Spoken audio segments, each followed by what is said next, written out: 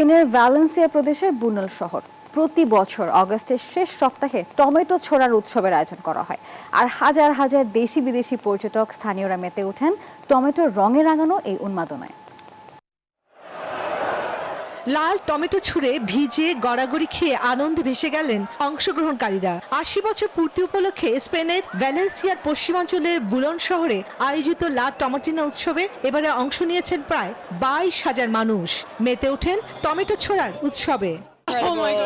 ও মাই god, আমরা এসেছি এই জন্যই, এমন কিছু দেখার জন্য যা জীবনে একবারই করা হয়।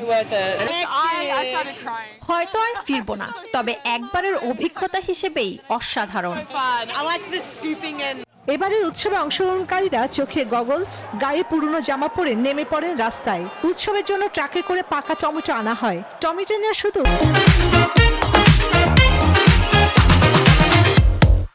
উৎসবই নয়, কারো কারো কাছে এটি এক জীবনের অভিজ্ঞতা। এটা সত্যিই দুর্দান্ত ছিল, যেন ১ ঘন্টার কার্নিভাল, যেখানে টমেটোর রস মেঝে ঢেকে দিচ্ছে। এদিকে টমেটো উৎসবের শুরুর আগে অংশগ্রহণকারীরা গাজার হামলার বন্ধের দাবিতে বিশাল ফিলিস্তিনি পতাকা প্রদর্শন করে। লড়াই চলাকালেও কয়েকটি পতাকা ছিল জনতার ভিড়ে।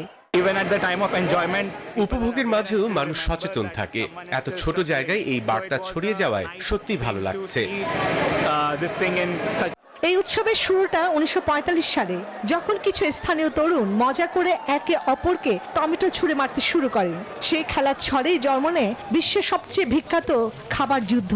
এখন এটি আন্তর্জাতিক পর্যটকের কাছে এক রঙিন, রসালো এবং একেবারে অদ্ভুত অভিজ্ঞতা। চন্দ্রানী চন্দ্রা, নিউজ 24।